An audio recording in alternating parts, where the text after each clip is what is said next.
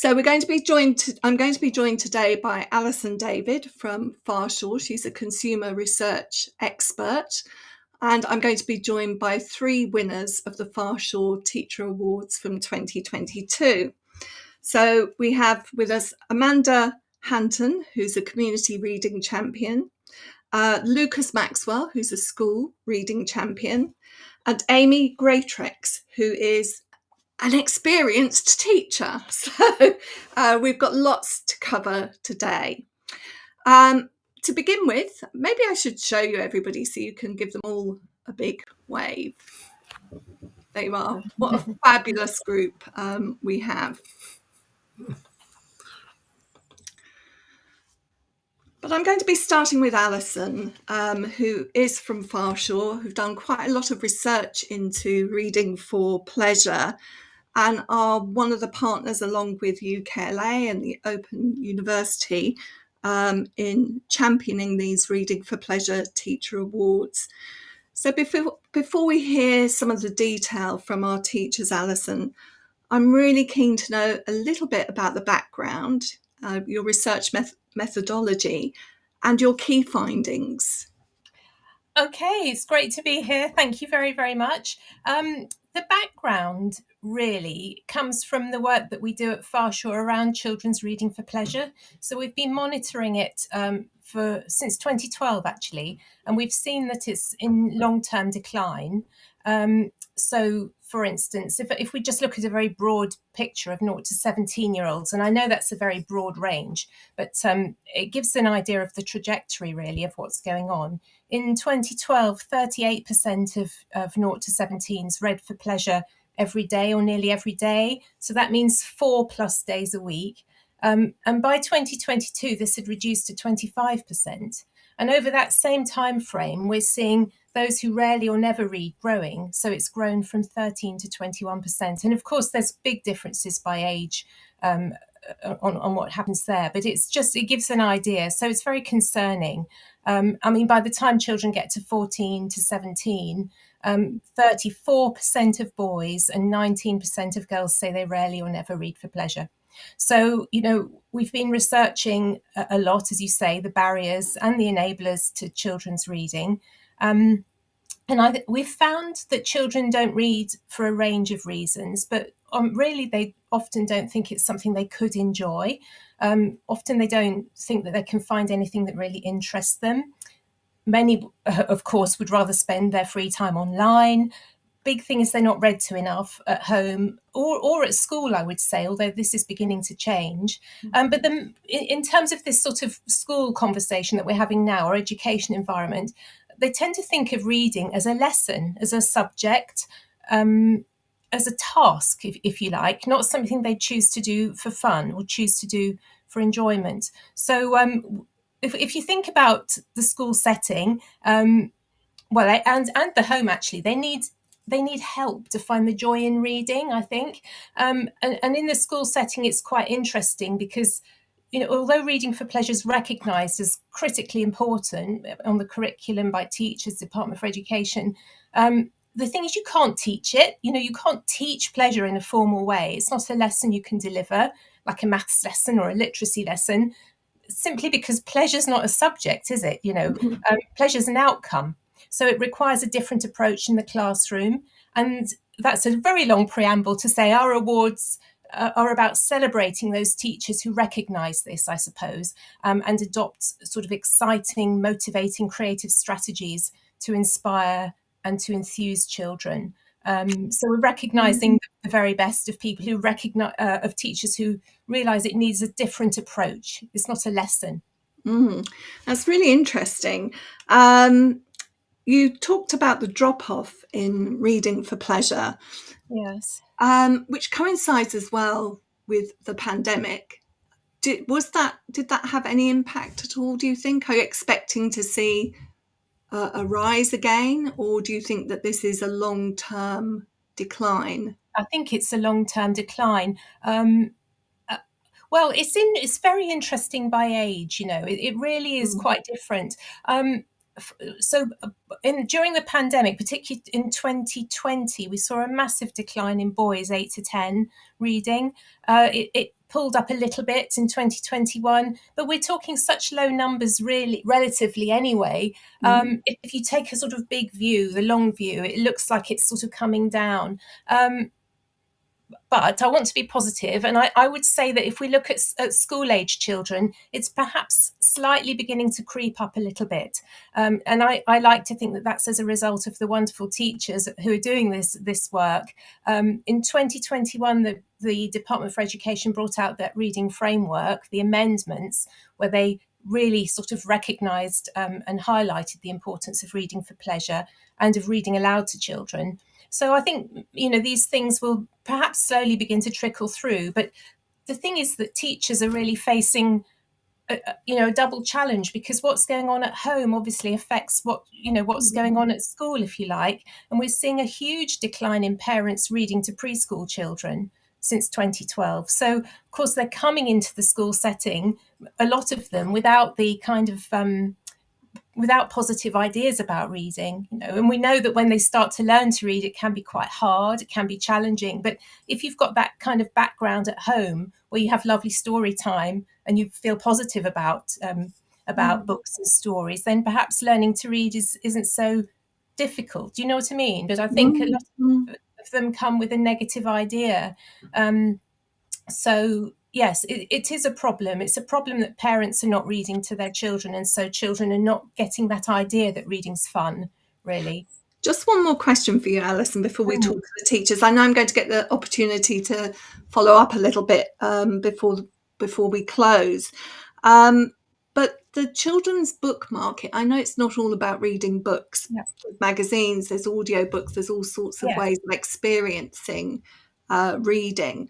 Yeah. But the children's book publishing seems to be quite buoyant. It's very buoyant. Yes. So how do we match that with children not reading? Yes. Where are those books going? It's an interesting conundrum, isn't it? I think I would just say a bought book's not necessarily a read book. Right. Parents, aunties, uncles, friends, family, loads of people would love children to read, and they want to gift books, and people are gifting books. A lot of books were bought during the pandemic, as you referred to earlier, because of homeschooling. But the thing is that if you're a child who's a reluctant reader, who doesn't think of reading as something they could enjoy, then I think if you're just given a book, it's just, it's almost more off-putting in a way. So I wish I knew the stats, but I think there's probably a lot of books sitting on shelves that aren't looked at, really. And a lot of, I know we're talking about teachers here, but a lot of the work that we also do at Farshore is to try to explain to parents that they need to read to their children. And I know that teachers would say that to parents too. I think that in a way, parents kind of almost exacerbate this idea that reading's a subject and a lesson, because oftentimes the most they'll get involved in is making sure reading homework's done, and that lovely sort of story time is happening less and less at home. So it's really interesting to hear. One of the things that's coming through already in what you're saying, and I know the teachers will have more to say about this, is about children's agency, their choice. If they're going to read volitionally, they need to feel that there's something in it for them. That book as well. They can't have it imposed upon them. Absolutely. Yeah. I mean, yes, I would say, if I often say to people, if you want to buy a book for a child as a gift, unless they actually ask for something specifically, don't do it. Take them to the bookshop, have a £10 note and say, you can have anything you want, you choose it. That is magic for a child. And we've seen this happen time and again with the families that we've worked with, is that if they're allowed to choose, they have that sense of control, which is so important. And that translates into the classroom too, doesn't it? With, absolutely. Choosing, letting them choose and feel that they've got some kind of agency, because that's so motivating for children. I know there's so much more we could talk about, Alison, but I'm going to move on to Amy now. And hi, how are you? I'm okay, Amanda. So it's Amanda, isn't it? Yeah. Yeah. So Amanda, you are the community reading champion at Leicestershire County Council. Tell us a little bit about your role and this wonderful project, My Book's My Story, I think it was called. Yeah, so I'm representing the virtual school for children in care on behalf of Leicestershire County Council. And the virtual school, it really exists to improve the education of children in care by supporting children, schools, carers, social workers to help young people to do their very best. And it was amazing because 2022 was the year of reading for our children in care. So we set up a project totally designed by a panel of young people called My Book's My Story. And the aim of it was for each young person to identify a book which was meaningful to them. So some of them knew exactly what book they wanted to focus on and exactly why they wanted to focus on that. But the aim was to identify the book and then to create a piece of art inspired by that book. So it definitely wasn't a book that was forced upon them, and it was a very exciting journey from start to finish. So every young person was given the opportunity to be creatively mentored. So that could be a workshop with a professional artist, such as clay modelling or pencil drawing or photography. It could be online workshops. We had manga drawings. We had a visit to the zoo even. But foster families were involved throughout the process, whether that be through library visits, sharing stories, talking about libraries' bespoke offer for children. And it culminated in this most amazing My Book's My Story exhibition, where professional curators from the museum service worked with the children to put the exhibition together. Wow, that sounds absolutely amazing. And one of the things that really strikes me from what you've talked about is, sometimes we think that reading is what happens between the jacket of a book, but actually its relationship to the real world and what extends beyond the book, I think, is really important. And also in terms of the kinds of things that young people like to read. It's a kind of moving backwards and forwards. It's their interests that inform their reading informs their interests. So it's not just something, this image of reading that is just between the pages of a book. It's out there in the real world. What I'd really love to know, Amanda, you're working with a particular group of young people, but from your project, what would be the principles that you would draw out that you could say would work for teachers working in other contexts? I think the model of co-creation, in the not to dictate a model onto young people, but to have them involved in the design of the project, so that everybody's passions and aims and ambitions can shine through. Some people will love different elements of reading and everything that you've described of being involved in reading, but it has to be meaningful for them, I think. I think co-creating and having a creative outcome has really, really worked for us. For example, we had a panel of young people who took this into a virtual exhibition because that was their interest. I think having partnerships outside of the school where you can access other resources, other skills, other specialisms, and finance really has helped, because there is absolutely no way the virtual school could have done this if we hadn't have been able to tap into those other networks and opportunities. Fantastic. And can I ask whether you've taken this on and you've developed it further? Yeah, so we have gone into the original exhibition was in a shopping centre. which is totally outside of our comfort zone. And I think it's just showed us, well, if you ask, you can sometimes get. So it was in an empty shop in a shopping centre, and within the first 3 weeks, 5,000 people visited the exhibition. And the young people took their families, and then we were able to extend that to our museums and libraries. And then we can use the model with other schools now, which is really, really fantastic. I mean, that is absolutely the perfect environment, the shopping centre. I do think sometimes that your WH Smith for buying a book will reach some children who will only ever go in for, or families that might only ever go in for a chocolate bar. Yeah. It's that idea that you are going to be reaching a wide audience, but also a public audience for children, which I've always found as well in my own work to be really inspiring. Well, When I they think see, you're absolutely right, but for me, that the celebration, mm, the launch of that exhibition and bringing all their work together, and then we had authors come to present the work back to them, and some of them were the authors of the books that they'd chosen to focus on. And I think that one thing I just really wanted to mention is we evaluated the impact that being involved had on the children, and some of it was really, really meaningful. So, for example, I struggle with being angry, and drawing helps me. Thank you so much.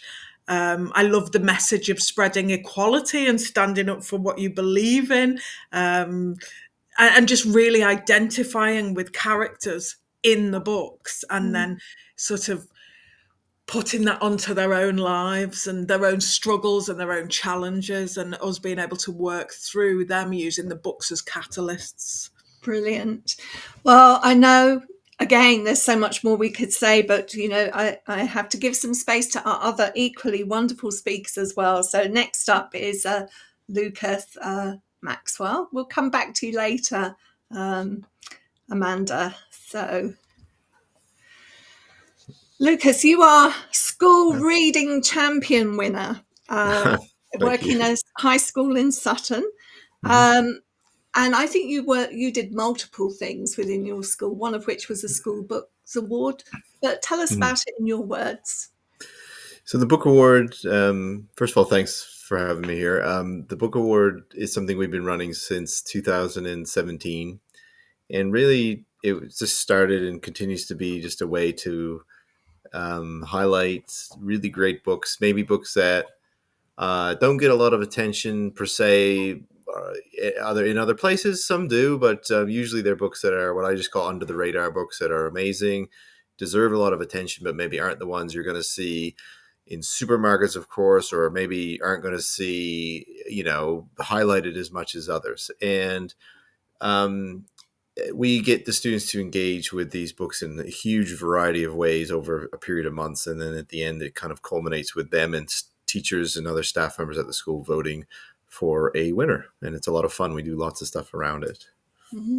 So what were the other initiatives that the judges picked up on? Because I think you're very multifaceted from what I hear. We do a lot, yeah. So one of the big things we do around it is we try to engage with the authors in every way we can, whether that is via social media. So the library Twitter account in the past, we started out having these lunchtime Twitter chats with the authors. This was led by students, our student book team, who call themselves the Booklings. So we're talking about kind of like student ownership over the library.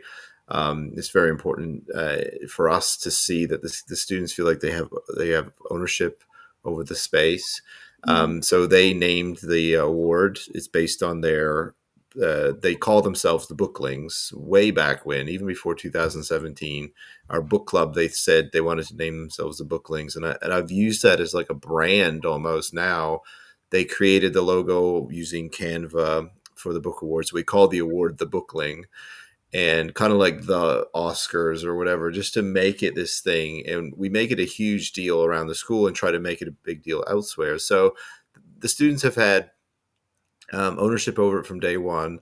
And so what they do is started out doing these Twitter chats online at lunchtime, and using the library Twitter account, asking questions, and to get the authors to respond to them immediately was a huge thrill to some maybe who haven't engaged with authors before in the past. And that kind of culminated in the booklings asking we should do something more. They wanted to start like a YouTube channel devoted to the book award, but what we ended up doing was I found out about this library grant. I don't think it's around anymore, but it was called Reading Hack, and we won it. They wrote it. I helped them, fine tune it, and we won £500 worth of podcasting equipment. And through this book award kind of team, the book club team, we were able to interview other authors and authors when they visited the school, and also interview them, virtually. So we interview the Bookling Award authors as much as we can, and this again, the students write the questions, they run the tech. I help to edit when needed, but we get it, and we got the school to kind of get like a SoundCloud page. It's all up there. Again, they created a logo for that, and they created the introduction music for the podcast and the outro music. They did a complete intro, welcome to Booklings. They call it Booklings Chat. They wanted to make it, again, branding that Bookling name. And so they're actually learning a huge amount of life skills as well as the reading. And again, that theme coming through of, guidance there from a teacher, from an adult, from a librarian, and they're actually got the steering wheel, as it were, driving the car along. Yeah, and then we do. Oh, sorry. Go ahead. I'm sorry. No, I was just going to say, sounds absolutely great. How did you choose these books under the radar? How involved were the pupils there, or did you have to give a bit of a steer? So what I do is so for every year, so for instance, the 2023 Bookling, I look at books that the only rule is it has to have been published in 2022 or later, 2022 usually. And then what I do is I look at books that were popular throughout the year in 2022. And we do a really kind of integrated book review system in their houses, and they can submit these online via their virtual learning environment. And we take part in that. They also take part in like a tutor time reading program where they read all kinds of different books throughout that. But I'm looking at the booklings opinions. I'm looking at the reviews. I'm looking at borrowing stats. Yes, and we're really lucky that our top borrowed books usually aren't the books that maybe you might think, which is really good. It just shows that having this huge diverse collection is really important. And from there, I start to narrow it down. I create a long list of like 20 books. And over a period of a month, really, in mid-September, I get them to narrow it to 6. And I do that through book reviews. I do that through basic things like favorite cover, favorite blurb, favorite first line. I do all that, and then I get teachers' opinions as well. And I get the 6, and then from October to March, we have every library lesson. So they come in every 2 weeks for the library lessons when their age is 11 to 13. I'm promoting these books heavily. We're doing activities around them. So one last year, the 2022, one of the shortlisted books was this great book called No Man's Land by Joanna Naden. And that involves like ciphers and codes. So we did all kind of series of activities in library lesson around this type of thing. And then when we're lucky to have one of those authors visit in person, every student has heard me either read the first chapter to them. So I do a lot of reading aloud to older students. I think it's very important for older students to have that. So I'll read the first parts of the book to them. And then so they all have been introduced to the book. So for an author to come, yes, like for instance, the winner this year was a book called When I See Blue by Lily Bailey, which is an amazing book. and it's about a boy who's struggling with obsessive compulsive disorder. And Lily is very open about her obsessive compulsive disorder. And when she came, we have 320 students in year 7. Every single one of those students had heard me read the first chapter of that book. We've done activities around that book. Many had read it. And when she sat there and talked very openly about her challenges, and when she said things like, I am dyspraxic, that actually had a bigger reaction than her other talking about other things. And when I said, okay, this was in the hall, when I said you can come to the library and meet Lily or get a book signed if you want. I mean, the queue, I've never seen kind of a reaction to an author like that before. They just were desperate to come and talk to her. Many of them saying, I'm dyspraxic. I was diagnosed with OCD, and they just wanted to talk. And I ran the stats recently. Just I like to run the book borrowing stats, and when I see Blue, that book has beat out everything like that you would think. All the Wimpy Kids, all the Heartstoppers, all the other celebrity books that we have, because of that interaction. And when it was time to vote, they didn't overwhelmingly vote. It was quite close, but it was. It didn't surprise me that book won because of that reaction that I saw. So it makes a huge difference. And I know that we talk a lot about the impact of author visits, and we try to virtually visit with them as well. But when you have one in person, it makes a massive difference. But, yeah. So, and again, I would say an author visit on its own is not necessarily going to be the thing that turns it around in your school. But what we're getting very clearly from you is the depth and the real commitment to that. So it isn't window dressing, it's the real thing, and going into it in that depth. I'm going to bring in Amy now, and we'll chat again in a moment, Lucas, but no problem. We're going to bring in our experienced teacher. What do you have to do to be an experienced teacher? I'm not sure. I've been a teacher for 10 years. I think the criteria was maybe 2 or 3 years teaching. So you're in Nottingham. Yeah, I'm in Nottingham, right by the river and the cricket ground. Right. So tell us what actually, while you're talking cricket and river ground, cricket grounds and rivers, I had a bookshop not too many years ago, and that was next to the cricket ground and the river. And often the river would flood, and I was always terrified that the bookshop was going to flood. But because we were near the cricket ground, we were safe because they always opened the floodgates to protect the cricket ground. Was this in Worcester? Because I used to live in Worcester, and that part of the river floods all the time. Oh no, this is in Essex. Oh, okay. Anyway, I don't like that getting ruined. So I can go into my thing because obviously I won the Experienced Teacher Award, and even though it's March, and that I think I found out early October, I am still so excited and a bit emotional that I won it. The reason I entered it was because I did obviously value my project and the work I'd done with the early years children. But I just thought, what an amazing thing for me to do. I'd done the Teachers Reading route with Julie Doyle at Snenton. I'd written up my project. It had a big impact with my class, and, it kind of rippled through the school as well. But I thought, actually, I can enter this, and then I can say, I've entered the Farshore Awards. It sounds all prestigious. And I know people say they don't expect to win.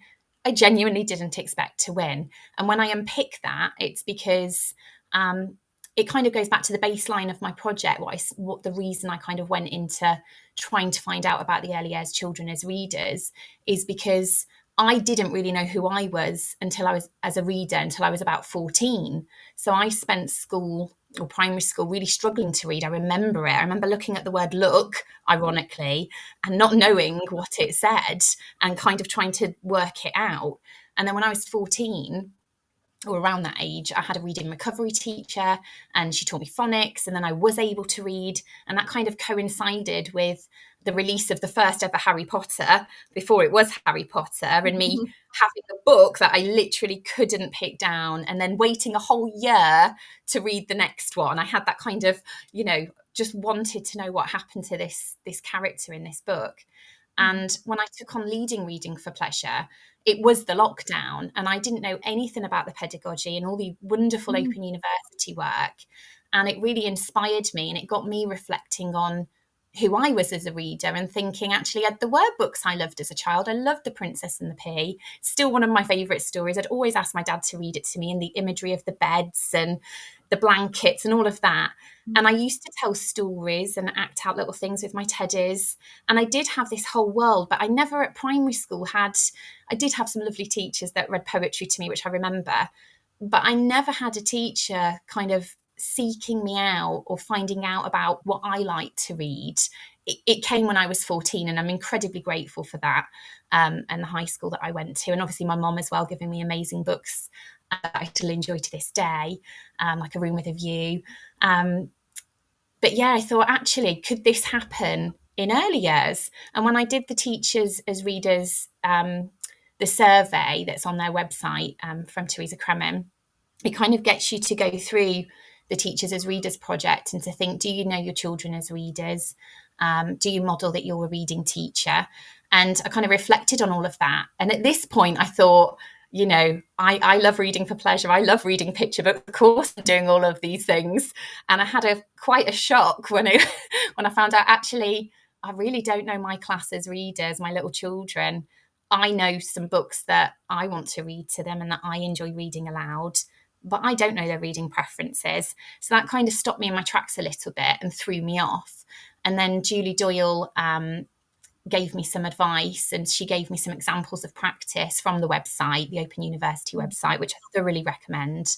And one of them was by a man called John Biddle, and he'd done a Reading Rivers or a Reading Blankets project previously, and that really inspired me. So I kind of took that concept but adapted it for early years, and it's just so simple. And I think, again, this was part of the reason I didn't think my thing would win, because it's just so simple. You just take a blanket or a towel, you put it out with a child or with a group of children, and if you're doing it as the teacher, you say, this is my reading river right now. It will change, but go off it. These are the books I love. These are the books that make me a reader, or not just books, it can be magazines or anything you read. And then you just spend some time with the children, book talking informally, really social, about your choices. And you'd put books on, you might take books off and change your mind. And then likewise with the children, I did it initially with 3 children in my class.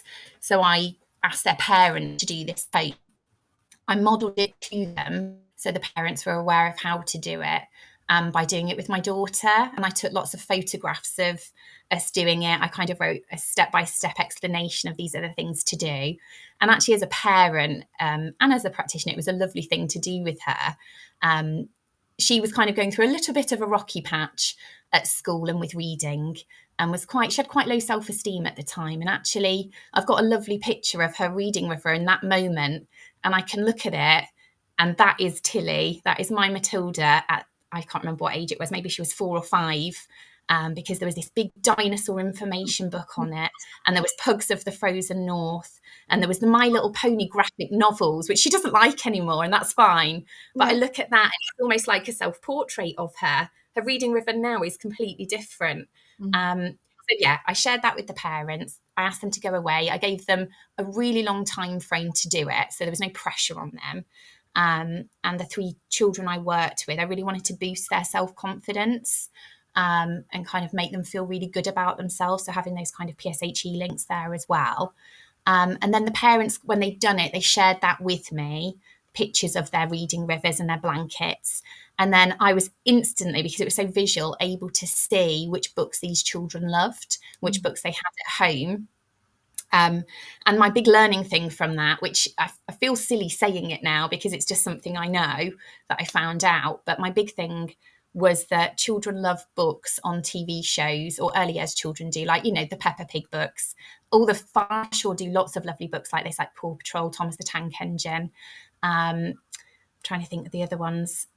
Things like, you know, Tom Fletcher's books, How to Grow a Unicorn, or There's a Unicorn in My Book. And I'd always undervalued those before because I thought the vocabulary in them, you know, as a teacher, every moment's a learning moment. As a teacher, thought the vocabulary is not very good, and where's our learning coming from these books? But actually, this goes back to what Alison said. It made me stop and think about them. Actually, what they're getting from that book is pleasure, and they're associating books with love and fun and their interests. And that is something that, to this day now, I value. Any book a child brings in from home, I really value it, and I read it and I celebrate it because it's part of who they are right now. And yeah, you can't teach pleasure, can you? But you can see the pleasure that children are getting from those books and run with that. So that's you can set the conditions for it. Yeah, you can't teach it, but you are there setting the scene and allowing it to flourish. And I think what really comes through listening to you talk, which is absolutely delightful, is the warmth with which you're engaging with children. And again, if I were to pick up another key theme, I would say it's not just about the book, it's about the relationship. So you really want to know about the young people in your class. There's a kind of genuineness in that. But also it seems to me that you are willing, as indeed have our other speakers been, to give something of yourself to those young readers as well. And I think, you know, relationship is key as well, because you could do a reading river and it not have that same impact. Again, you've got to be properly invested in it and understand why you're doing it and want to get to what you got from it. So wow, no wonder the three of you were winners of this award. I'm going to bring you all back in for a moment because I want to explore some things in a little bit more depth. So let's see you all up there. Now, it's always difficult when there are a number of speakers because you know, it's like in the classroom, you might all want to talk at once. So I might have to be a bit bossy and point to people and say, would you like to talk now? But we'll see how we go. So you've given us so much food for thought there. I have an email, can you call it an email post bag? No, like a box, email box anyway, into which come lots of emails about reading for pleasure. And the kinds of questions that often get asked are, I've tried everything, nothing works. Why do my children still not enjoy reading for pleasure? I really want them to enjoy it, but it's just not working. Of course, every situation will be different, but if you were to give one piece of advice to somebody that feels that they've tried everything, but nothing is working, what would that be? Lucas, I'm going to come to you first because you're smart. You've got a big smile on your face. I feel you have some answers to this question. I don't know if I have the answer, but I think sometimes what I would say is, have they tried? I mean, I don't want to sound condescending or anything, but have they tried comic books and manga and things like that? Because what I see still, you know, I still see students who come to the library to say, with a comic book kind of in their hand and saying, I've been told by maybe parent or even maybe a teacher to come get a quote unquote real book. And the power of those mediums, manga especially, in our school, they are extremely popular and they can engage. They keep the students reading, and comic books as well, because the comic books now, the stories coming out in graphic novel form are amazing. I mean, there are some really cool ones that condense books like Treasure Island and even Great Expectations down to a level I would say a 10-year-old could enjoy. They're all I think it's Jack Noel is the author, and they're really great, and they're super popular. There's Hound of the Baskervilles and things like that they've done. They're all comics, and they explain the story in a really engaging way. And just basic comic books that we've got. I mean, and so I would use those, and I would also use the other kinds of books that are extremely popular in our library. Books like that are Choose Your Own Adventure, and they absolutely love them. And there's a series out of the US, which you can get comic book versions of as well, that they love, called I Survived, which are historical fiction about just disasters throughout history and about people who survived them. And there's a shark attack one that takes place in during World War I. And when I tell them that this real event that happened in the East Coast of the US, is the inspiration for Jaws, it's just that I can never keep them on the shelves. And there's a graphic novel version. They absolutely love it. It's a true story. I mean, it's this massive great white shark that went up these rivers and canals in New Jersey and just ate people constantly, and they had to hunt it down. And it's inspired Benchley to write it. And they're fascinated with that stuff, real life disasters. And really just having conversations with them about what they want to read. And as was mentioned earlier, sometimes they're viewing reading as almost like a punishment. If they see the adults in their lives reading comics and manga as well, I would say that would be a huge step forward, at least, hopefully. So there's a connection there with what Amy was talking about, which is don't be sniffy about children's reading choices. Number one, you've got to value where they're coming from. Number two, as you would say, Lucas, look at the range of what you've got there on offer. And it could be comics and manga. It could be humor and funny books. We ran a funny book club called Ha Ha Boing. And that had huge success with, because, and also we encourage playful approaches with it as well, so that it didn't become too teacherly, because that's, I think that kind of fits in with what Alison was saying earlier. I'm going to come to that question. Amanda, do you have any thoughts about that? We've tried everything, nothing's working. What would be your number one suggestion? Our approach, we were lucky enough to be able to link it to the individual motivation. So I know that you can't always do that. There's not always capacity, there's not always time, but it is about communication and finding out what inspires that child, and then finding something within reading that can connect to that. Brilliant. And Amy? Yeah, I completely agree. I was just going to say, I'm fascinated by the Titanic, and if someone bought a Titanic book in for me as a child, like an information book, the DK ones, or you get these beautiful ones with maps, and I don't even think, I just loved it. But I think it's about teachers kind of, as I have and always do, like really reflecting on actually what is it for me that gets me wanting to read and excited about it and gives me that will. And the answer will probably be different for a lot of people. It's read Daisy Jones and the Six, and I read it. I tried to go, I had to stop, and I picked it up again. Listened to it a little bit on YouTube. I just want to read it, talk about it. I think we're losing you. Sorry, Amy, I think we're losing you. Can I just check with everybody else? Is it a bit glitchy for you? Yeah. We're just losing you a bit there with your connection. So sorry. We'll keep you on the screen for a moment, but we'll see if it comes back in, because it was fine and then it just went a little bit glitchy. So I'll probably ask my second question while we just see if we can get Amy back in a nice, smooth, fluid way. You're not going to be surprised that perhaps the second most frequently asked question is, we don't have any money to spend on reading for pleasure. I want a vending machine. It's going to cost me £1,500, but we haven't got any money. What do you say to that? It's not all about money, is it, Lucas?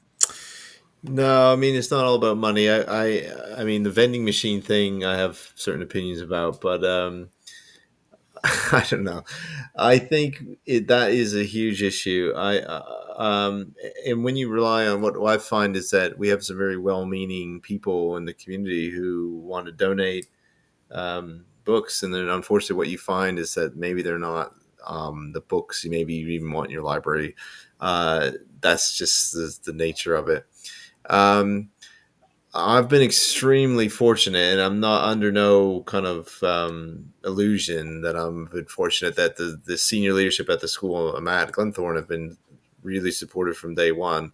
And although I have had to kind of like claw my way up to get the budget that I currently have, what I would say is you should connect via social media to find out what is available, because places like Book Trust really offer some amazing kind of not just deals, but also some incentives and initiatives where you can bring in free books for your school, like the school library pack.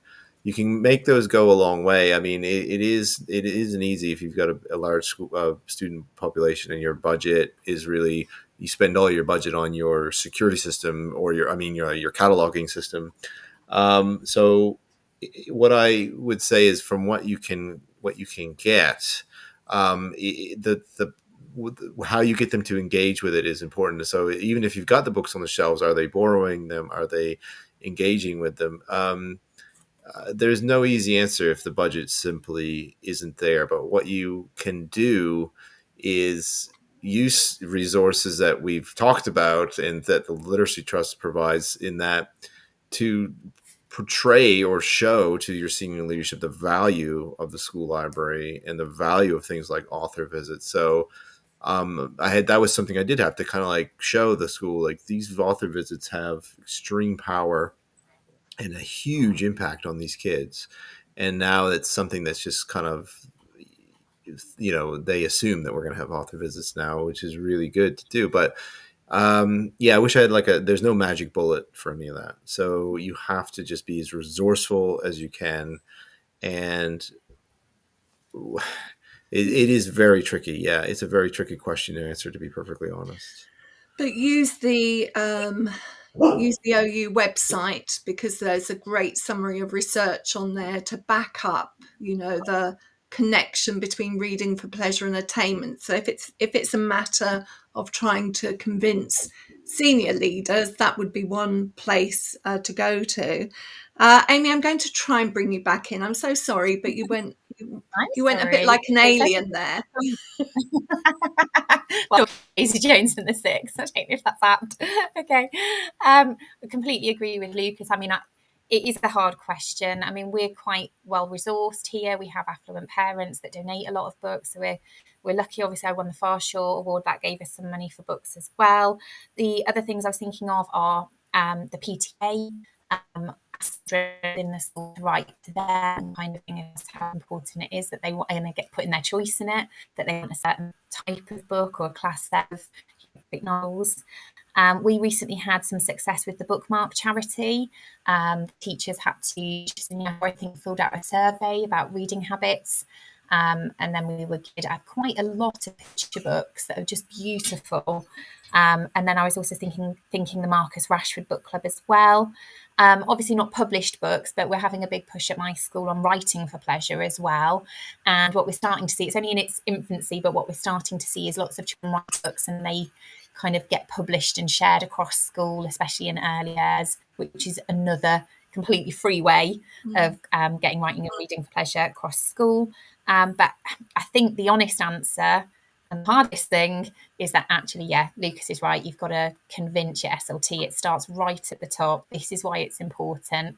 My school will attest to this, nothing but persistent. I bang the drum constantly in a nice way, but it's always on the agenda. Why it's important. Everyone's all heard my story, what personal impact it's had on my life. It is life-changing. It is a social issue. It is one we can do that can have the most impact. So that is the hardest thing, isn't it? Because they don't have much money. And I believe I believe the Foyles Foundation is still running their library grant system as well. So that's another place that people can go. So I suppose it's appraising yourself of what is actually out there, and vending machines about the books and not about kind of things that look good. It's much better to have a plain bookcase with lots of gorgeous books on it lots of props and things. Or even a collection. It doesn't always have to be the biggest collection. Sometimes whittling it down and letting your gems shine forth, as it were, rather than crowding out with perhaps too many free donations if things aren't looking in a good shape, and so on. So yeah. Amanda, did you want to add anything to that Yeah, question? I'd like to do a shout out to libraries. Really, I think that from a library perspective, I sit on the senior leadership team for our library service across the county, and our library service are constantly looking for connections with local schools, and we don't know how to make them. And so library services have got a lot to offer, and I know they're different in different places, but I think that there are connections there to be made, and funding that can be accessed by library services that maybe teachers aren't aware of. But I would also say, don't focus all of the ideas around books, like the books. Focus ideas around projects and link in with other agendas. So agendas such as health and well-being, loneliness, mental health agendas, and there's lots of funding out there, whether it be through Arts Council England or Heritage Lottery Fund, that won't necessarily fund books, but an outcome of funding could be that you buy books. So it's about being creative with I've heard so much creativity today from the other winners that I know those ideas could have generated funding. So yeah, about Fantastic. thinking outside the box a little bit. Yeah. And that's where it helps having somebody from outside school give their perspective, because there is a slightly different perspective if you're from the cultural sector. And I think sharing that information is really helpful. Wow. Well, I'm going to bring Alison in as well. So I'm going to go to Alison to tell us about the awards for 2023, and we'll all come back together just at the very end. So Hi. how was it listening to that? Oh, it's so amazing. Aren't they wonderful? It's just fantastic. If only every school had teachers like that. Yeah. Amazing. So you picked some good ones, and tell us a little bit about how other people could get involved, other teachers and reading champions I will. could get involved this year. It's very simple. So you just need to go to the website ourfp.org/awards, and then you can click on to the Farshore Awards 2023, and all the information's there. But can I just say something before? I just wanted to pick up on something they were talking about. It was so interesting about funding and budget problems. One of the things that we're really interested in is the impact of reading aloud. And we've seen that the enormous power it has in the home, that children who are read to are much more likely to read themselves if they're read too often.